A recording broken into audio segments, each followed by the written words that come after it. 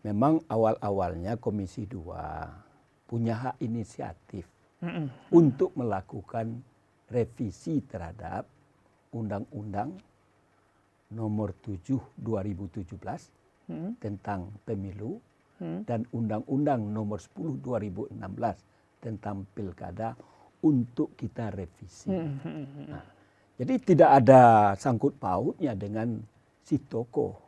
Apakah dia maju lagi untuk jabatan yang sama atau tadi dikatakan Bang Domu untuk jadi presiden. Harapan saya mewakili masyarakat sebagai anggota DPR RI dari fraksi Partai Amanat Nasional yang ditugaskan di Komisi 2 yang membidangi pemerintahan agar Bapak Menteri Dalam Negeri untuk menempatkan orang-orang sebagaimana harapan dan keinginan jangan ada tumpangan politik dari partai manapun sehingga dia bekerja secara profesional dan ASN itu tidak boleh digiring ke partai manapun. Nggak pernah dirawat di rumah sakit. Tidak pernah dirawat sejak kapan? Sejak dari kecil. Tidak pernah opnam sekalipun? Ya, saya paling-paling sakitnya itu flu dan batuk. Ya, pertama kita harus enjoy. Enjoy, ya. Jangan dijadikan persoalan-persoalan apapun yang melilit diri kita.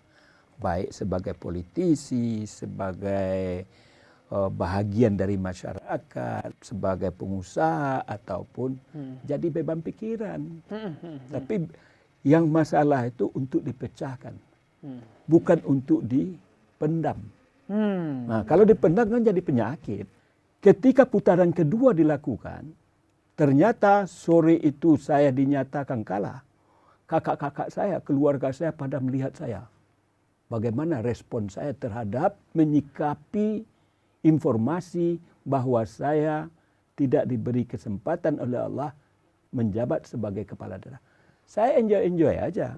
Oh gitu ya. Malah ketika itu saya ajak keluarga di malam itu main gaple, main domino. Apa yang paling susah dan paling mahal untuk didapatkan? Itu dari diskusi saya. Pertama itu biasa-biasa aja, tetapi menjadi serius. Cobalah lihat sekarang ini. Susah mencari orang yang jujur.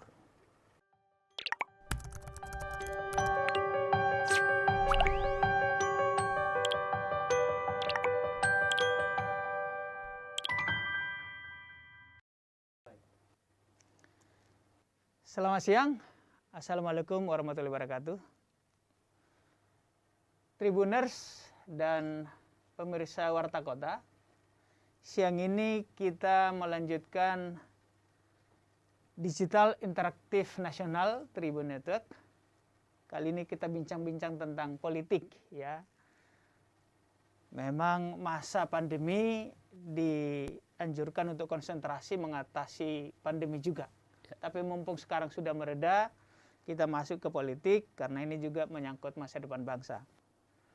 Tribuners, di hadapan saya, tapi sebelumnya saya perkenalkan, saya Domu D. Ambarita, Wakil Direktur Pemberitaan Tribun Network, merangkap pemimpin redaksi di Warta Kota Superbowl. Di hadapan kita di sini sudah hadir Datua Batuah. Dari namanya sudah tahu ya. Nggak ada Datua orang kenal Batuah, itu, ya. nggak ada orang yang kenal Bang Domu. Bapak Dr. Andus Haji Gus Pardigaus, MSc. Beliau politisi kawakan PAN sekarang. Amin. Tapi sebelumnya di Partai P3, sekarang di PAN ya Pak. Beliau 3 periode sebagai anggota DPRD Sumatera Barat dan sekarang anggota DPR RI. Penekanan kita lebih banyak pada aktivitas beliau sekarang di Komisi 2, yakni sebagai tim kerja bersama yang melibatkan pemerintah, DPR, dan penyelenggara pemilu, KPU, DKPP, Bawaslu, yang membahas tentang pemilu dan Pilpres 2024, juga pilkada. Ya. Bagaimana kabar Pak Agus? Alhamdulillah sehat, Bang Domu. Baik, alhamdulillah. Ya. Pak Agus, saya mengenakan masker. Kalau Pak Agus mau membuka nanti silakan. Boleh. Saya Siap. sudah vaksinasi 2 kali juga. Saya udah 2 kali juga. Oh. Baik, Udah 2 Pak Agus. kali ya. Ya, Kemarin PCR saya udah. oke. Negatif juga udah, hasilnya udah keluar. Iya. Iya. Pak Agus sebagai anggota Komisi 2 dan tadi tim kerja bersama yang membahas penyelenggaraan pemilu 2024, Pilpres dan Pilkada. Ya. Sekarang kan beredar di masyarakat sebenarnya dan sudah banyak pemberitaan bahwa pemilu dan Pilpres juga Pilkada akan diselenggarakan bersamaan tahunnya, Ya. 2024. Ya. Cuma beda waktunya. Ya. Pemilu legislatif yang diikuti para partai politik untuk pemilihan anggota DPRD, DPR RI dan DPD Ya. bersamaan dengan Pilpres diselenggarakan. Informasi yang beredar 28 Februari 2024. Kemudian akan disusul 8 bulan kemudian Ya. atau 9 bulan kemudian Pilkada 27 November 2024. Ya. Bapak sebagai di Komisi 2 dan anggota tim bersama tadi, seperti apa sebenarnya? Apakah sudah pasti kita pemilu tanggal 28 Februari? Ya. Ya. Boleh saya buka, Bang Silakan, Domu ya. silakan Ya. Pak. Terima kasih. Assalamualaikum warahmatullahi wabarakatuh. Waalaikumsalam. Antara Komisi 2 Oke. bersama pemerintah meminta kepada penyelenggara pemilu yaitu KPU, Bawaslu dan DKPP Baik. untuk merumuskan tahapan-tahapan pelaksanaan daripada pemilu dan pilkada serentak yang selama ini belum pernah dilakukan. Baik. Ini sebuah kerja besar yang menurut hemat saya. Kenapa? Karena dulu antara pemilu dengan pilkada itu tidak pernah dilakukan dalam tahun yang sama. Oleh karena itu tentu kita harus mempersiapkan secara matang dan juga jangan sampai terjadi beririsan antara Pilpres, Pileg, dan Pilkada. Oke. Oleh karena itu kita minta kepada KPU yang sudah berpengalaman dalam melakukan proses itu. Dan alhamdulillah konsep yang dibuat oleh KPU sudah diserahkan kepada kami anggota tim bersama. Tim bersama itu adalah tim kerja bersama antara anggota Komisi 2. Oke, Komisi 2 DPR. Tidak semuanya. Tidak semua ya. Tidak Pilihan semua. lah ya. Ada utusan daripada fraksi-fraksi. Fraksi-fraksi. Jadi artinya belum dilibatkan seluruh anggota Komisi 2. Sifatnya baru merupakan hasil kajian yang sebetulnya belum bisa diekspos ke berbagai media. Oh. Baru akan dilakukan di Komisi 2 namanya RDP dalam rangka pembahasan itu. Oke. Nah, Oke. Sebelum saya masuk itu, saya sampaikan dulu apa yang Bang Dimu sampaikan tadi tentang apa konsep yang ditawarkan oleh KPU terhadap pelaksanaan hari H pemilihan itu. Iya, iya. Memang ketika kami rapat beberapa bulan yang lewat, kalau nggak salah 2 bulan yang lewat, itu KPU sudah menyampaikan kepada kami tim kerja bersama di mana utusan dari fraksi, kemudian pihak pemerintah dari Depdagri, KPU, Bawaslu dan DKPP.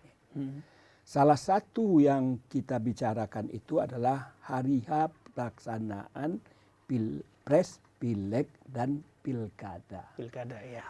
Tawaran yang mereka sampaikan kepada kami ketika itu, pelaksanaan Pilpres dan Pileg itu adalah tanggal 21 Februari 21. 2024. Baik. Sedangkan pilkada beliau tawarkan kepada kami pada tanggal 27 November 2024. Baik. Ini mereka lakukan dimaksudkan adalah jangan sampai beririsan pelaksanaan pileg, pilpres bersama dengan pilkada. Sudah diatur sedemikian rupa. Tentu saya secara pribadi ataupun dari fraksi Partai Amanat Nasional memberikan apresiasi yang luar biasa yang dilakukan oleh KPU tersebut. Yang rapat kami ini sebetulnya bersifat tertutup. Belum, karena apa? Karena belum merupakan keputusan. Kalau sesuatu yang tertutup lalu kita ekspos keluar, nanti akan menimbulkan debat tebal, akan menimbulkan kegaduhan. Bisa saja ketika keputusan rapat kerja bersama ini dibawa kepada pleno, terjadi perbedaan pendapat dari kawan-kawan yang tidak terlibat dalam perumusan itu. Nah, ketika pembahasan yang ditawarkan oleh KPU, kami meminta bagaimana kalau seandainya dari pihak DPR, kenapa tidak tanggal 28 Februari. Pas di akhir ya, di ujung Februari, ya. Memang pelaksanaan pemilu dan pilkada itu harus dilakukan pada hari libur atau hari yang diliburkan. Nah, ketika itu sifat rapat adalah tertutup untuk tidak diekspos dan belum merupakan konsumsi publik. Tahu-tahu besoknya sudah beredar saja di media bahwa pileg dan pilpres tanggal 28 Februari. Sehingga terjadilah sesuatu yang tidak kondusif. Kebetulan pada tanggal 28 Februari itu adalah hari raya keagamaan agama Hindu. Hari Raya Galungan, Galungan.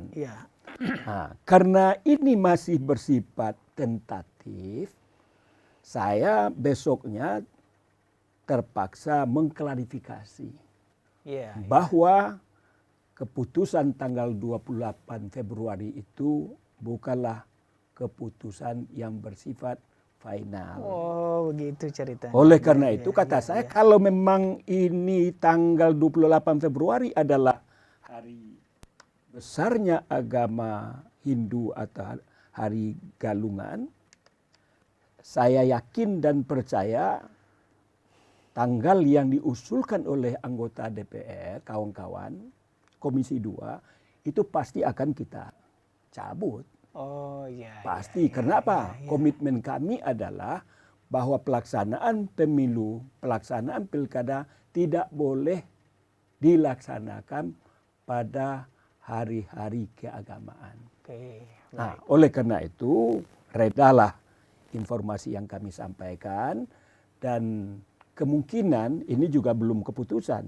Kemarin kami rapat RDP Komisi 2 dengan Kemendagri. Kemarin itu Senin hari tanggal 6. 6 September ini tanggal 7. Ini sangat hangat berita kita ini. Bahwa rencananya kemarin itu akan diambil keputusan terhadap prosesi pelaksanaan Pilpres, Pileg, dan Pilkada. Kapan? Tanggal 6 September 2021 hari Senin. Kebetulan dari pihak pemerintah, karena tidak boleh diwakilkan oleh yang lain, apakah sekjen atau dirjen, kebetulan Bapak Presiden memerintahkan Menteri Dalam Negeri Pak Tito Karnavian berkunjung ke Papua dalam rangka meninjau pelaksanaan PON yang akan digelar di sana. Sekaligus beliau juga melihat secara dekat bagaimana pelaksanaan vaksinasi.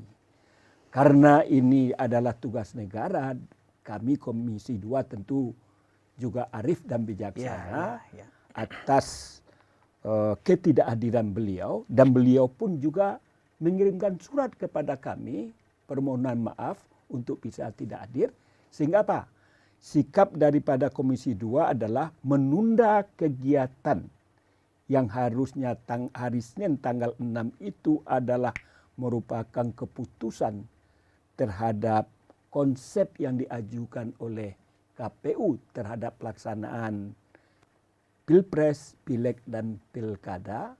Lalu berdasarkan kesepakatan kemarin antara anggota Komisi 2 bersama pihak pemerintah dan pelaksana dari Pileg, Pilpres, dan Pilkada itu yaitu KPU, Bawaslu, DKPP hadir semuanya, bersepakat bahwa kegiatan penetapan apa yang diajukan oleh KPU itu kita tunda menjadi tanggal 16 September 2021. Baik. Jadi artinya konsep yang Bapak Demu sampaikan tadi, Bang Demu sampaikan tadi, baru merupakan konsep yang diusulkan oleh KPU, di mana kalau yang tanggal 28 saya pastikan itu kita tarik karena yang mengusulkan adalah pihak DPR. Lalu yang muncul dari KPU itu sekarang ini saya lihat kemarin usulnya belum keputusan. Memang tanggal 21 Februari 2024 dan untuk pelaksanaan Pilpres dan Pileg. Sedangkan pelaksanaan Pilkada sesuai dengan Undang-Undang Nomor 10 tahun 2016 memang dinyatakan bahwa pelaksanaan Pilkada itu dilakukan pada bulan November 2024. Sedangkan tanggalnya itu diserahkan kepada kami Komisi 2 bersama pemerintah dan pelaksana pemilu tanggalnya. Sehingga dirancang oleh KPU terhadap pelaksanaan Pilkada itu adalah tanggal 27 November 2024. Baik, saya ingin menekankan bahwa anggota Komisi 2 DPR RI menghormati dan menghargai hari-hari besar keagamaan apapun, sehingga tidak boleh diselenggarakan pada hari keagamaan atau hari raya keagamaan satu pesta demokrasi, apalagi pemilu dan pilpres gitu ya. Itu kita pastikan dan itu sebuah keniscayaan. Baik. Dengan demikianlah kemungkinan DPR berarti walaupun ini belum putus akan menyetujui yang tadinya diusulkan tanggal 28 Februari karena bersamaan dengan Hari Raya Galungan umat Hindu, kemungkinan akan digeser ke 21 Februari. Insya Allah. Baik. Baik. Jadi sudah bisa kami pastikan dari pihak Komisi 2 DPR RI dan saya yakin juga didukung oleh pemerintah yang KPU mengusulkan tanggal 21, tanggal 28 itu sudah dipastikan tidak jadi menjadi kegiatan pemilihan hari hanya Pilpres dan Pileg itu. Baik. Pak Gus Pardi, seingat saya, Pilkada serentak itu baru akan diselenggarakan sebenarnya jauh hari. Seingat saya akan ada 7 tahapan pilkada dulu menuju Pilkada serentak, ini 2027. Bagaimana ceritanya kok bisa dipercepat Pilkada jadi 2024? 3 tahun tuh berarti ditarik ke depan. Dan apa konsekuensinya? Ya, sebetulnya Pilkada 2024 itu bukanlah Pilkada yang dipercepat. Tetapi adalah amanah dari Undang-Undang Nomor 10 2016. Oke. Jadi kebetulan kami di Komisi 2 ketika baru dilantik sebagai anggota DPR RI tahun 2019 2024 memang Komisi 2 punya hak inisiatif untuk melakukan revisi terhadap Undang-Undang Pilkada, Undang-Undang Pemilu, dan itu sudah kita siapkan. Nah, di mana kita mencoba untuk mengevaluasi pelaksanaan daripada pilpres, pileg dan pilkada itu. Di antaranya adalah ketika pelaksanaan pileg dan pilpres lebih dari 700 orang yang meninggal. Tentu kita perlu mengevaluasi, jangan banyak korban akibat dari pelaksanaan pesta demokrasi ini. Karena pelaksanaan pemilu terlalu panjang ya, sampai larut malam ya. Jadi itu yang perlu kita evaluasi. Yang kedua adalah bahwa memang di dalam Undang-Undang Nomor 10 2016 tentang Pilkada itu diamanahkan bahwa pelaksanaan pilkada itu harus dilakukan secara serentak.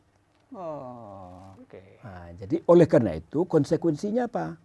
Konsekuensinya tentu kegiatan pilkada yang tidak serentak kemarin ini harus diserentakkan. Misalkan bahwa pelaksanaan pilkada di 2020 kita kan juga melakukan penyesuaian terhadap pandemi COVID.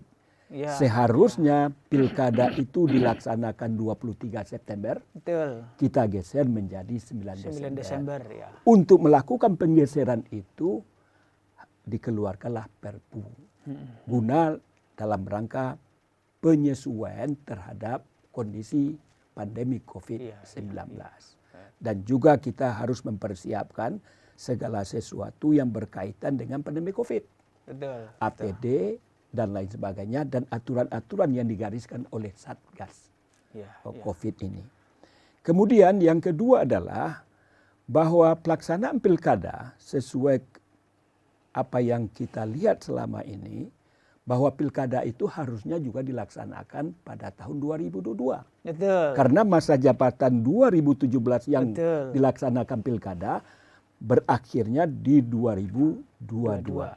Pelaksanaan pilkada di 2018 berakhirnya adalah di 2023. Oleh karena itu sesuai dengan amanah undang-undang dan juga apa yang disampaikan oleh keputusan MK, keserentakan pelaksanaan daripada pileg, pilpres dan pilkada itu, yang menurut MK itu keserentakan itu yang tidak boleh tidak itu adalah pilpres dan pileg. Nah, pileg itu adalah pusat DPR RI, DPD. Dan pilpres itu keserentakan. Yang sedangkan pilkada dan pemilihan DPRD provinsi dan kabupaten kota diberikan kelonggaran oleh MK. Apakah akan dimasukkan kepada pileg pusat atau digabungkan kepada pilkada. Inilah yang menjadi pembahasan kami untuk melakukan kajian, dan untuk itu perlu ada perevisian terhadap undang-undang ini yang bersifat omnibus law. Nah, jadi itu rencana semula yang diobsesikan oleh Komisi 2 dan itu sudah masuk kepada badan legislatif yang kebetulan saya juga adalah anggota badan legislasi itu. Jadi ketika itu rancangan kami pelaksanaan pilkada 2022 tetap dilaksanakan, pelaksanaan di 2023 juga tetap dilaksanakan, dan kita minta keserentakan itu adanya di 2027. Untuk melakukan perubahan itu harus direvisi Undang-Undang Nomor 10 2016. Nah, inilah juga bagian dari kenapa kita ingin melakukan revisi terhadap Undang-Undang Pemilu, revisi terhadap Undang-Undang Pilkada itu. Kenapa? Karena pandangan kawan-kawan ketika itu, kalau seandainya dilaksanakan di 2024, bagaimana tentang masa jabatan yang berakhir di 2022, yang berakhir di 2023? Tentu terpaksa ada PLT. Nah, tentu kalau seandainya menunggu di 2024, terlalu lama PLT ini. tentu tugas dan tanggung jawabnya sebagai kepala daerah tidak sama dengan jabatan seorang kepala daerah yang bersifat definitif. Hasil pemilu atau pilkada ya. Nah, dan ini bukanlah merupakan hasil daripada pilkada, tetapi penunjukan tugas yang diberikan oleh pemerintah. Nah, ini menarik. Nah, Pak Gus, siap. hasil pilkada 2017 itu ada 101 kepala daerah. Ya. Hasil pemilu atau pilkada 2018 ada 171. Berarti akan ada 272 kepala daerah yang lowong atau artinya berhenti, belum habis habis masa kepala daerah, entah bupati, wali kota, gubernur, padahal pilkada baru diselenggarakan tahun 2024. Berarti akan ada 272 daerah yang kepala daerahnya adalah PLT. Ini setara dengan sekitar 52% dari 514 kabupaten kota. Tentu ada gubernur 34 ya, 17 diantaranya itu. Apa konsekuensinya ini Pak? Terlalu banyak PLT. Kita tahu PLT nggak boleh mengambil keputusan yang sangat strategis. Masa 2 tahun. Apa konsekuensinya kira-kira? Perlu juga saya lanjutkan dulu yang tadi. Baik. Bahwa akhirnya dengan berbagai pertimbangan bahwa pelaksanaan pilkada 9 Desember saja ketika itu banyak memang kritikan, banyak LSM juga termasuk MUI, Muhammadiyah, NU dan tokoh masyarakat ketika itu janganlah dilaksanakan pilkada di Desember di 2020. Tundalah kegiatan ini sampai jeda pandemi COVID. Dan ini juga merupakan pertimbangan kami ketika kenapa kita tidak jadi melanjutkan revisi terhadap undang-undang itu. Kalau seandainya misalkan kita revisi itu, pasti pelaksanaan pilkada di 2022 akan terlaksana. Pelaksanaan di 2023 juga akan dilanjutkan. Nah, itu pertimbangan walaupun pelaksanaan pilkada di 9 Desember 2020 itu berjalan dengan sukses, partisipasi pemilih sangat luar biasa. 77,06%.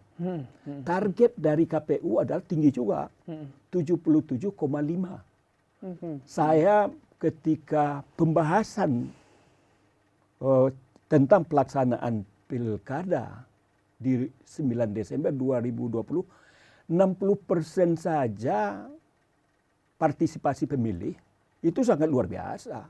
Asumsi kenapa? Saat itu. Iya, ketika itu. Kenapa? Karena ketika pada suasana yang normal saja partisipasi pemilih tidaklah seperti ini. Makanya saya katakan kepada KPU terlalu tinggi target yang saudara lakukan. Apakah mungkin ini? Apalagi dalam suasana pandemi COVID dan sorotan masyarakat sangat luar biasa meminta supaya ditunda. Alhamdulillah partisipasi pemilih dan kepatuhan masyarakat dalam pelaksanaan pilkada juga sangat luar biasa. Sehingga klaster baru tidak tercipta dalam pelaksanaan Pemilu, itu. Pantauan yang kami lakukan. Nah, konsekuensinya lalu apa?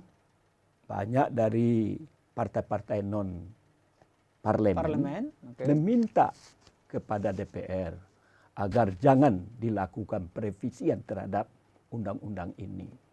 Dan juga banyak juga tokoh-tokoh masyarakat. Kenapa ganti DPR, ganti pemilu, ganti undang-undang. Ini kurang elok. Harusnya cobalah kita lihat pelaksanaan dari undang-undang ini agak 2 atau 3 kali periode, baru dilakukan evaluasi. Jangan setiap ganti DPR ganti. Ini kami cermati dan kami bicarakan dan alhamdulillah kawan-kawan bersepakat untuk tidak melakukan perevisian itu.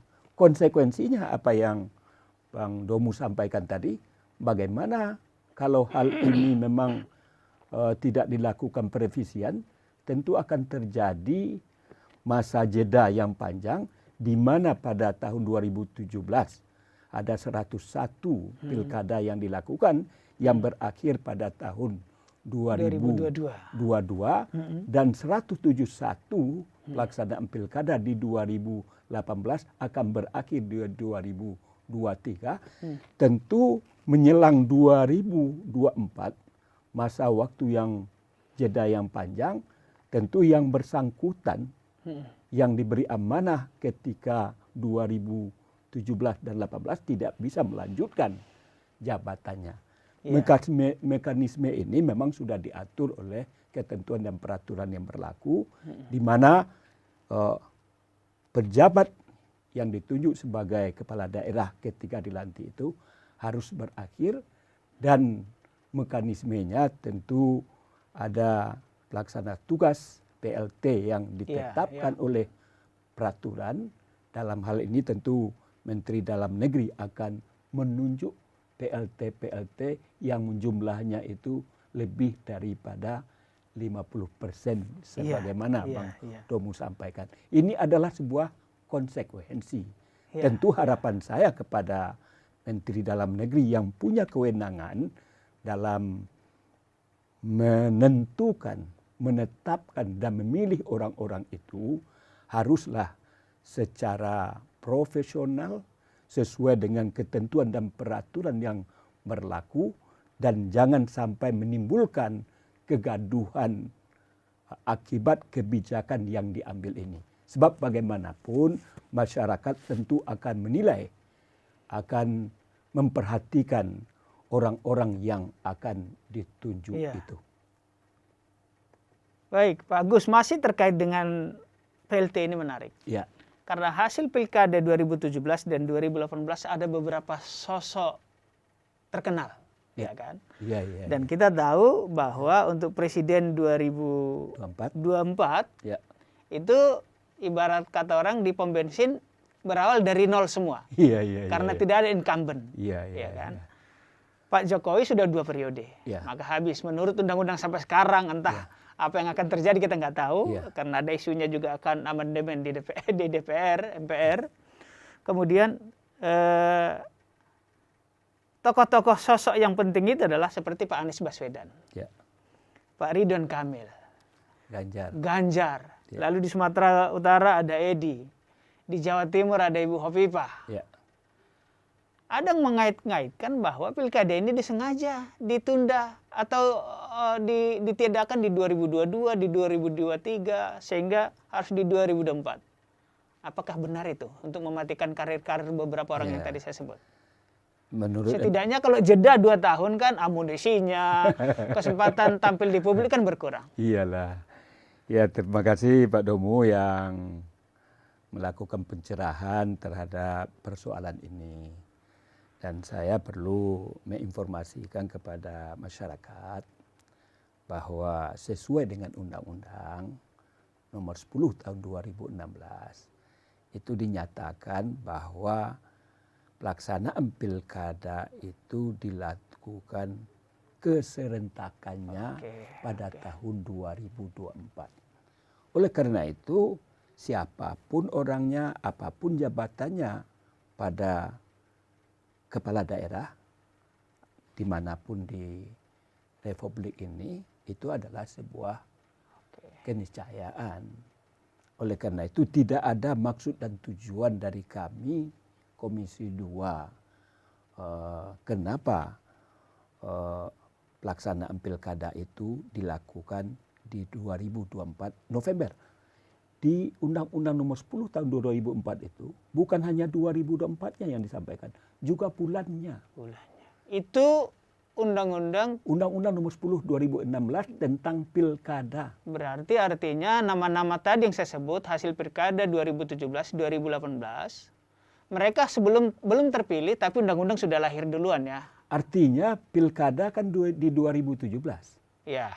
Pilkada gubernur yang baik DKI, Jawa Barat, Jawa Tengah, Jawa Timur, sebelum itu dilaksanakan, pelaksanaannya itu berdasarkan Undang-Undang Nomor 10 2016, di mana salah satu pasal yang menyatakan bahwa pilkada serentak akan dilaksanakan November 2024. Artinya adalah ketika mereka maju sebagai kandidat calon kepala daerah, kita nggak tahu apakah mereka itu akan terpilih atau tidak.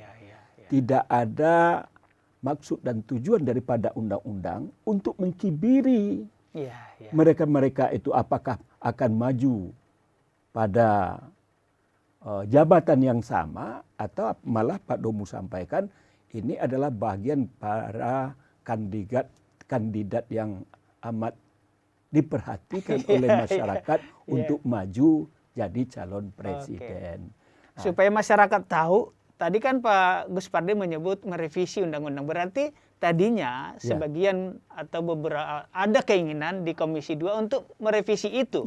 Agar hasil pemilu 2017 bisa pilkada 2022, hasil pilkada 2018 bisa ikut pilkada 22. Tetapi oleh karena adanya undang-undang tadi yang tidak jadi direvisi, maka semua akan terjadi serentak 2024. Termasuk hasil pilkada 2020 akan ikut juga di 2024. Jadi perlu juga kami sampaikan, memang awal-awalnya Komisi 2 punya hak inisiatif untuk melakukan revisi terhadap Undang-Undang Nomor 7 2017 tentang pemilu dan Undang-Undang Nomor 10 2016 tentang pilkada untuk kita revisi. Jadi tidak ada sangkut pautnya dengan si tokoh. Apakah dia maju lagi untuk jabatan yang sama atau tadi dikatakan Bang Domu untuk jadi presiden.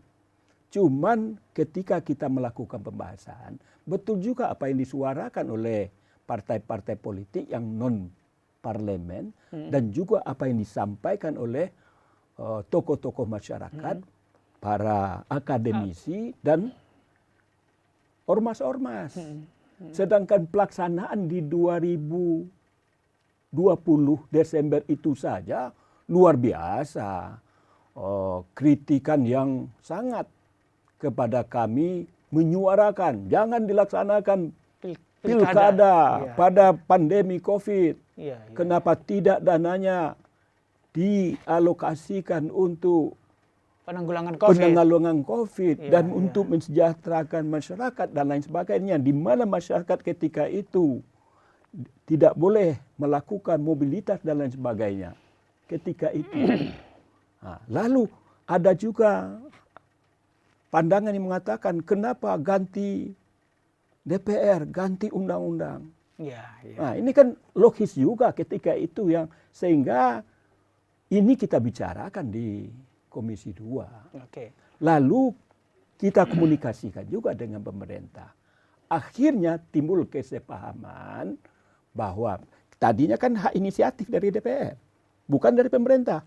Biasanya hal-hal yang berkaitan dengan undang-undang partai politik, undang-undang tentang pilpres, undang-undang tentang pileg dan pilkada itu hak inisiatif dari pemerintah, bukan dari DPR. Nah, inilah makanya saya katakan tidak ada pretensi dari Komisi 2 untuk mengganjal dan lain sebagainya.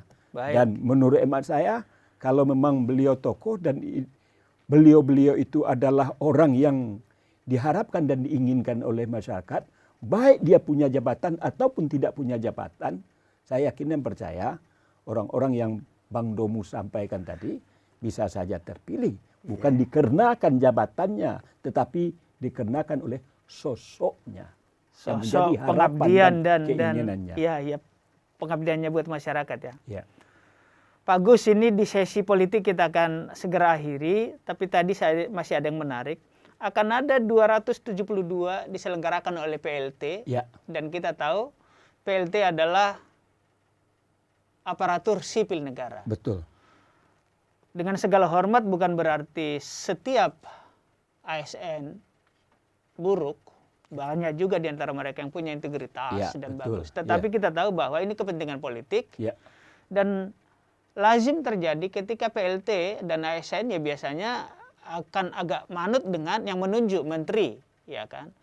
Apakah kira-kira ada potensi bahwa 272 kepala daerah yang PLT ini akan berpotensi untuk bias politik untuk hasil 2024? Ya, namanya manusia tentu tidak luput daripada kelemahan dan kekurangan. Oke. Tetapi kita tentu berharap apa yang Bang Domu sampaikan itu adalah bagian dari aspirasi masyarakat. Dan oleh karena itu diskusi kita pada hari ini adalah bagian daripada pencerahan dan juga menyampaikan pada pihak pemerintah, terutama kepada Menteri Dalam Negeri, bahwa pada tahun 2022, pada tahun 2023 akan terjadi masa jabatan yang akan berakhir bagi kepala daerah dan serta-merta harus ditunjuk PLT yang dimana menurut ketentuan dan perundang-undangan yang akan menjabat itu adalah ASN, pegawai negeri sesuai dengan level. Kalau untuk gubernur itu adalah eselon 1, tentu para dirjen, staf ahli dan lain sebagainya. Oleh karena itu harapan saya mewakili masyarakat sebagai anggota DPR RI dari fraksi Partai Amanat Nasional yang ditugaskan di Komisi 2 yang membidangi pemerintahan agar Bapak Menteri Dalam Negeri untuk menempatkan orang-orang sebagaimana harapan dan keinginan jangan ada tumpangan politik dari partai manapun sehingga dia bekerja secara profesional dan ASN itu tidak boleh digiring ke partai manapun. Nah, oleh karena itu tentu harapan saya adalah manakala ada para ASN yang ditunjuk di level jabatan gubernur, di level kabupaten kota sebagai bupati dan wali kota, tentu para ASN harus pertama memahami dan melaksanakan sumpah jabatannya sebagai ASN dan juga sebagai jabatan sumpah dan jabatannya ketika mereka dilantik sebagai kepala daerah ketika itu. Sehingga apa? Ini merupakan legasi bagi mereka-mereka yang akan di PLT, yang akan menjadi PLT di jabatan bupati, wali kota dan gubernur, merupakan kenangan manis, legasi yang luar biasa ketika dijabat oleh seseorang di jabatan bupati wali kota itu, masyarakat memberikan apresiasi. Janganlah ada kepentingan sesaat, kepentingan dan lain-lain yang merusak reputasi. Bagaimanapun tentu kita harapkan integritas, kapabilitas dan lain sebagainya itu perlu dipertahankan walaupun godaan-godaan dari partai-partai politik tetap pasti ada. Baik, itu poinnya ya. Jadi semoga PLT bisa memiliki integritas, mempunyai independensi dan kredibilitas. Dia bukan mewakili partai atau kepentingan partai politik. Baik, Pak Agus, segmen kedua kita bincang-bincang tentang agak tidak terlalu politik banget yang besar tapi lebih kecil ya. Oke. Tribuners dan pemirsa Warta Kota, Pak Gus Pardi ini lahir di Bukit Tinggi 65 tahun yang lalu. Walau sudah relatif berusia ya, dan rambut putih tapi kelihatan masih segar. Amin. Dan tadi dalam bincang-bincang Pak Gus mengatakan tidak pernah ke rumah sakit. Itu maksudnya gimana tuh? Nggak pernah dirawat di rumah sakit. Tidak pernah dirawat sejak kapan? Sejak dari kecil. Tidak pernah opnam sekalipun? Ya, saya paling-paling sakitnya itu flu dan batuk. Oke. Alhamdulillah.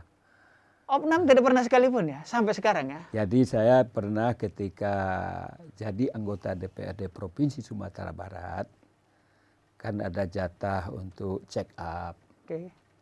Lalu saya pernah ke dokter, ahli jantung pada periode pertama tahun 2000. Seorang profesor ahli jantung di Sumatera Barat, tepatnya di Padang, dinyatakan jantung saya itu katanya kayak dangdut. Oh, Saya tanya dangdut itu apa, Prof? Tapi dia nggak melanjutkan. oke. Kemudian di periode kedua 2004-2009, kalau nggak salah ketika itu 2007, saya check up lagi. Nah, saya diperiksa alat komputer. Kata dokter yang memeriksa saya itu yang ahli jantung. Orang yang sama? Nggak, lain Oh, udah lagi, beda, oke. masih muda orangnya. Oke.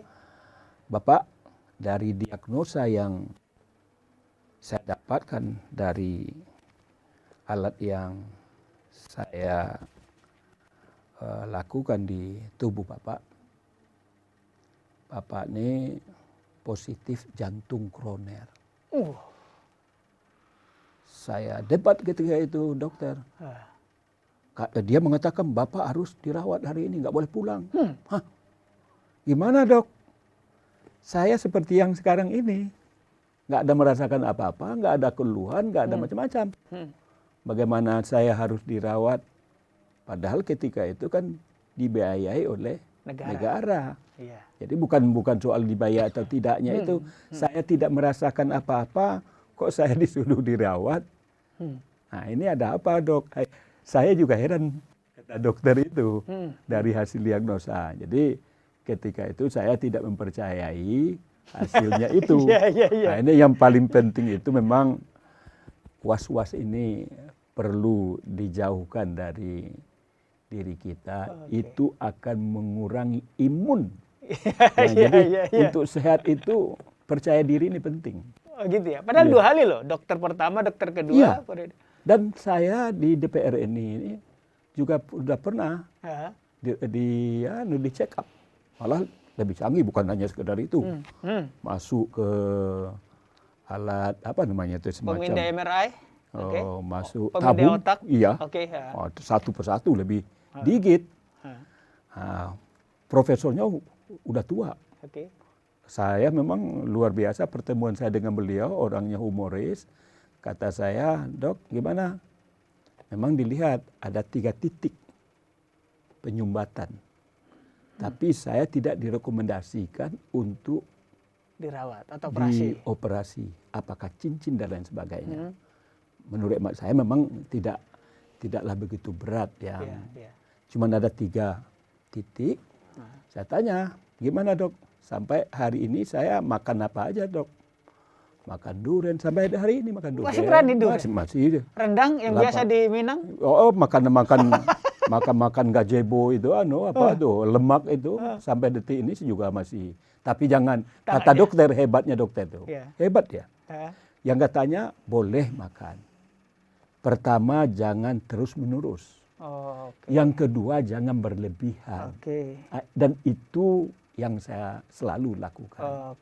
Jadi artinya adalah kesehatan itu, kalau apalagi saya sudah berumur sebagaimana Bang Domo sampaikan, sudah lewat dari 65 tahun.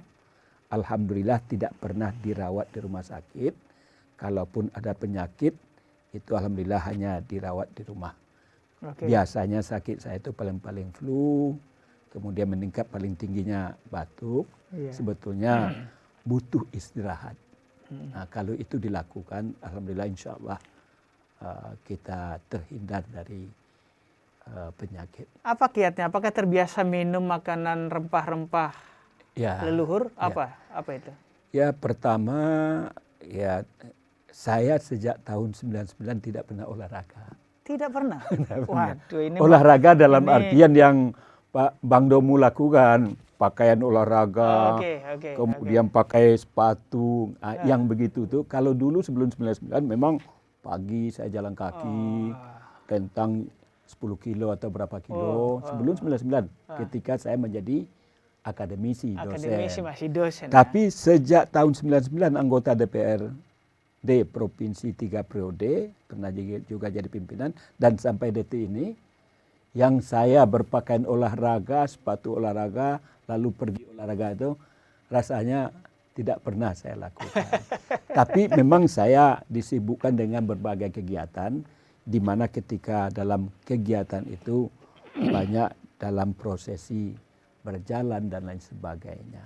Nah, tentu kiatnya adalah sebagaimana Bang Imun sampaikan, apa resepnya? Ya pertama kita harus enjoy. Enjoy ya. Jangan dijadikan persoalan-persoalan apapun yang melilit diri kita, baik sebagai politisi, sebagai bahagian dari masyarakat, sebagai pengusaha ataupun jadi beban pikiran. Tapi yang masalah itu untuk dipecahkan, bukan untuk dipendam. Nah, kalau dipendam kan jadi penyakit.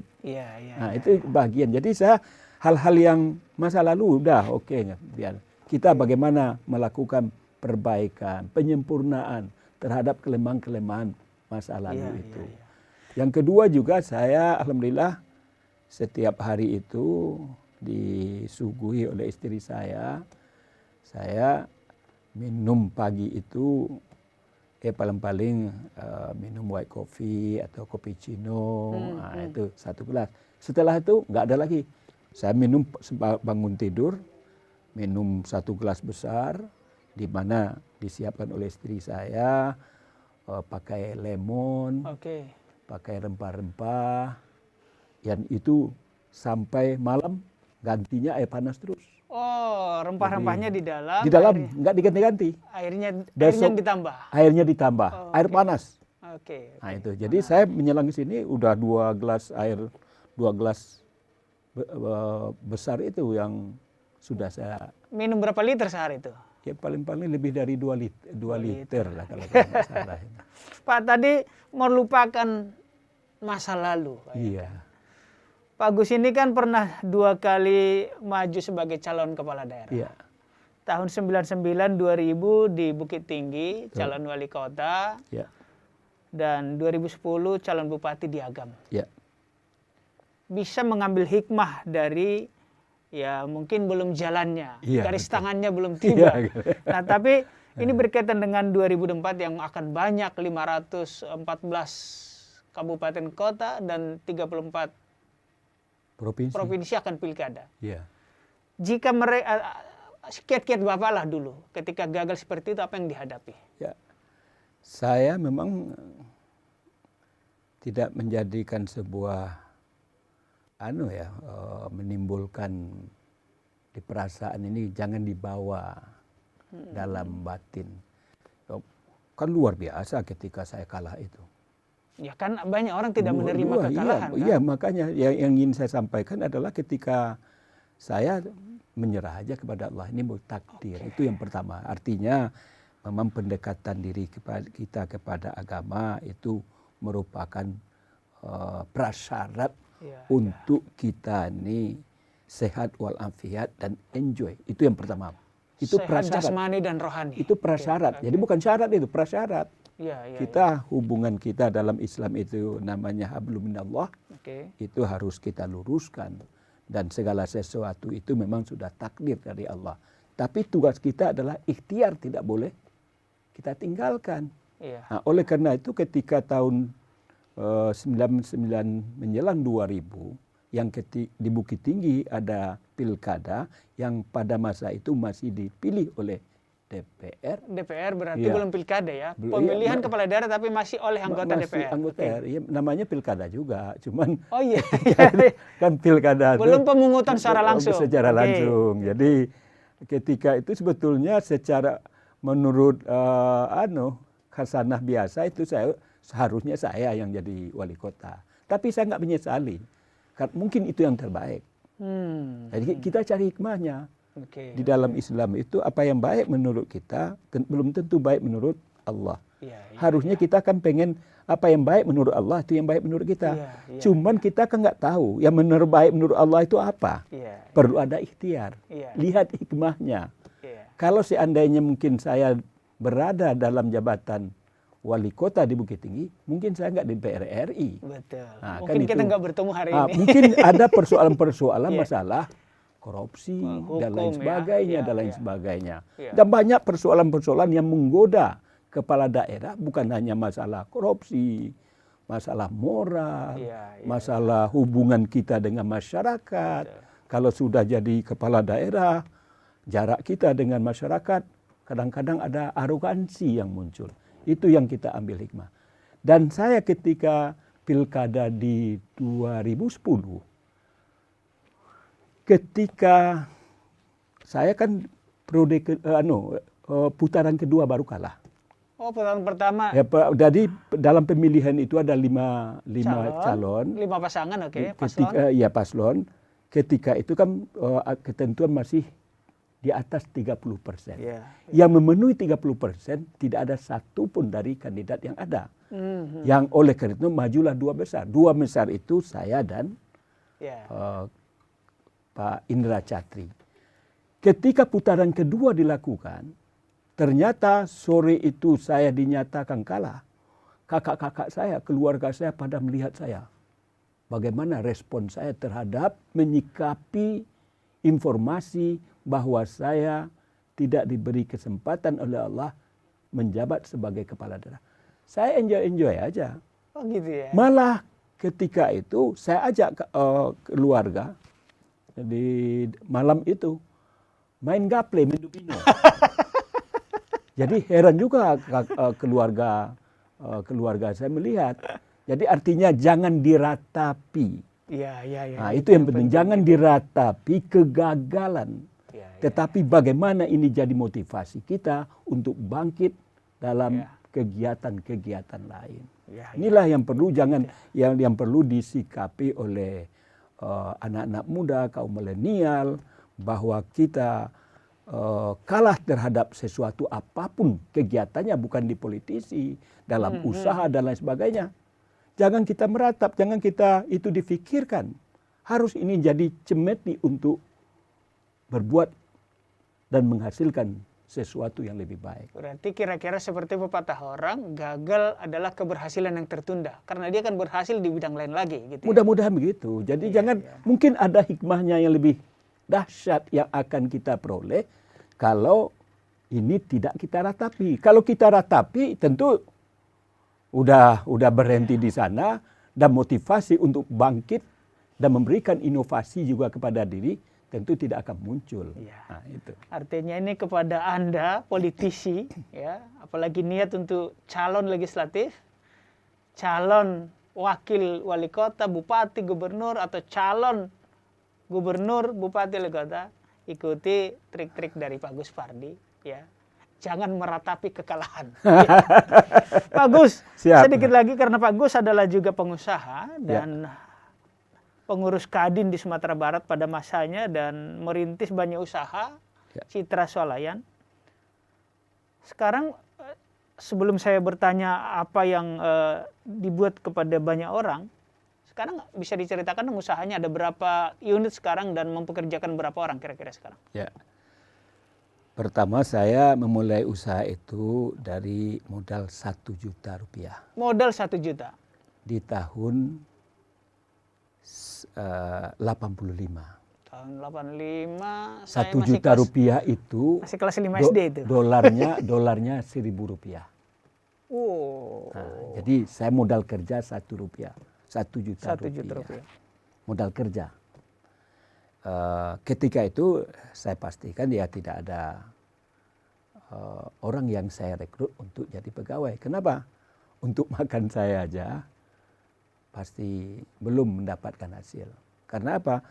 Di modal 1 juta apa yang bisa kita jual. Tapi yang paling penting itu adalah semangat, berjuang, jangan menyerah. 1 juta itu membuka usaha apa? Rencana saya kan dulu alumni IAIN Ciputat. Oke. Pernah menggelar bursa buku murah. Termasuk juga buku dari Gramedia, banyak juga dari berbagai macam penerbit. Sebagai ketua panitia penggelaran buku bursa di kampus. Di kampus ya. saya lihat untungnya besar juga nih, 30%, 20% minimal. Lalu kita berikan diskon kepada mahasiswa 10%. Inilah yang menjadi inspirasi saya kenapa saya membuka usaha itu pulang dari Mesir pada tahun 84 akhir Desember. Rencana saya banyak membuka apa. Tetapi karena keterbatasan dana, pertama saya lihat pengalaman sangat berharga menurut hemat saya. Ini yang perlu dicermati oleh anak-anak milenial, jangan diabaikan ketika prosesi dalam perjalanan hidup. Harus diisi dengan berbagai kegiatan inovasi. Nanti itu menjadi memori kita untuk membuat sesuatu, dan sesuatu itu akan meloncat menjadi sebuah keberhasilan. Nah, ini pengalaman saya. Saya enggak membayangkan ketika bursa buku murah hanya merupakan kegiatan kemahasiswaan, dapat keuntungan juga untuk organisasi. Tetapi ini menjadi cikal bakal saya membuka usaha pertama. Nah, kenapa? Saya dapat memori. Oh, penerbit gampang untuk akses dengan penerbit. Saya cetak kop surat, amplopnya, lalu saya cari. Dulu kan belum ada internet dan lain sebagainya, manual semuanya. Saya carilah daftar penerbit. Saya kirimkan surat ke seluruh penerbit yang ada di Indonesia ini. Cuman anehnya, perkiraan saya, apa yang saya lakukan ketika mahasiswa, bisa juga saya peroleh ketika saya sebagai memulai usaha. Satu pun nggak ada penerbit yang merespon, termasuk Gramedia menerbit. Ada hanya satu yang menjawab terhadap surat yang saya kirim itu. Banyak puluhan. Satu hanya yang menjawab, yaitu Pustaka Panji Mas. Punyanya Buya Hamka. Jawabannya juga nggak mengenakan. Silahkan Anda menghubungi agen kami di Kota Padang. Waduh, gagal saya dalam berobsesi dalam rangka membuka toko buku di awal karir saya ini. Akhirnya apa? Kebetulan saya pernah di Mesir 2 tahun. Dan alhamdulillah ketika itu saya tiap tahun melaksanakan ibadah haji. Dan dalam pelaksanaan ibadah haji itu saya mendapatkan uang $3.000 sekali musim haji. Nah, tiap 2 kali saya di sana tentu mengumpulkan dana yang jadi hidup saya tidak dikirimin dana dari keluarga kakak saya untuk kehidupan di Mesir selama 2 tahun. Malah saya pernah ke Eropa, ke Belanda, ke Jerman, Luxembourg, Brussels, kan negaranya kecil-kecil. Naik kereta api aja kita udah nyampe. Sengaja saya habiskan uang $1.000 untuk keliling ke Eropa. Maksud saya ini adalah kalau saya sudah berada di Padang nggak bakalan mungkin saya bisa sampai di sini.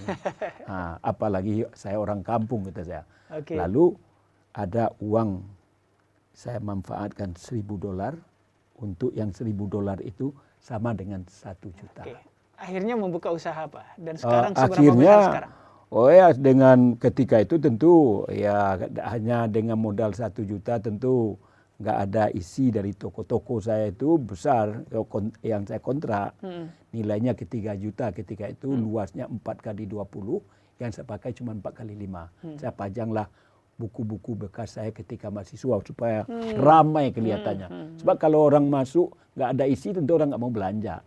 Nah, sehingga berproses, alhamdulillah sekarang ini saya lakukan dengan kesabaran, kegigihan, kerja keras, tanpa menyerah, buka jam 7, tutup jam 11 malam, tanpa ada karyawan. Ada karyawan pertama hanya 1 orang, gajinya 15.000. Nah, kata kakaknya, abang terimalah nih, makannya biar dari kampung katanya. Akhirnya alhamdulillah dengan kesabaran, omset makin naik. Akhirnya tahun 93 berubah menjadi swalayan, toko buku.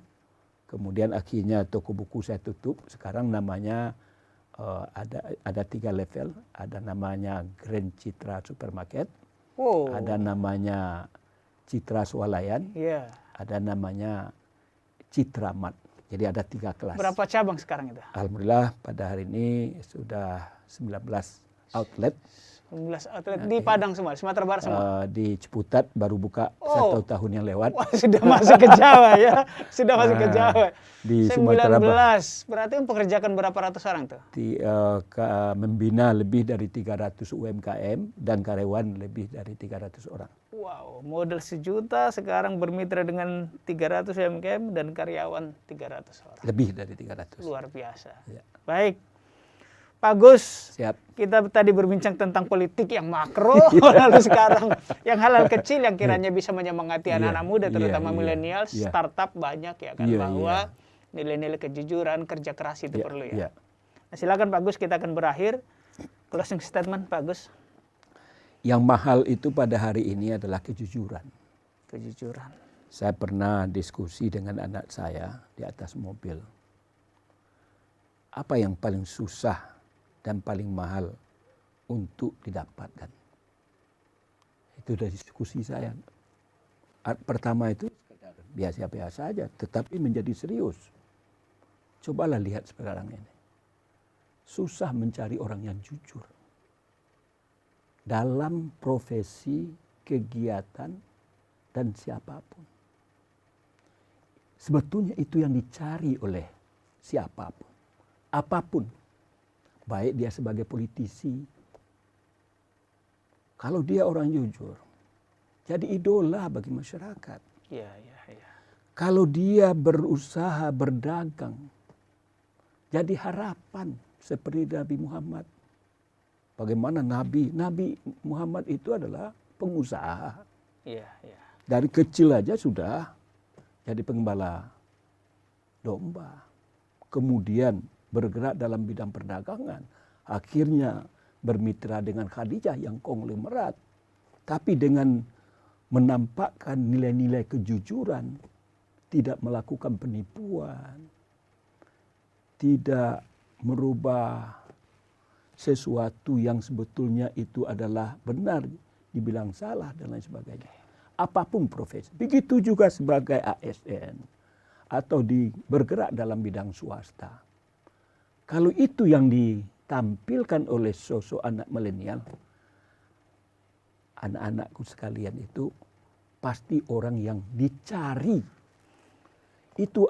Itu pangkal awal daripada keberhasilan.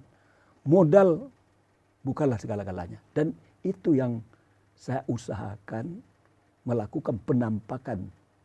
Baik saya sebagai pernah akademisi selama 15 tahun menjadi dosen di Fakultas Syariah IAIN Memunjol Padang. Begitu juga sebagai pengusaha. Jadi saya pengusaha dulu, masuk jadi akademisi setahun setelah itu. Kemudian 15 tahun sebagai pengusaha dan akademisi, baru dengan adanya reformasi 98, 99 saya terjun ke politik. Karena ada aturan yang mengatakan harus memilih apakah ingin jadi akademisi atau politisi. Pilih salah satu.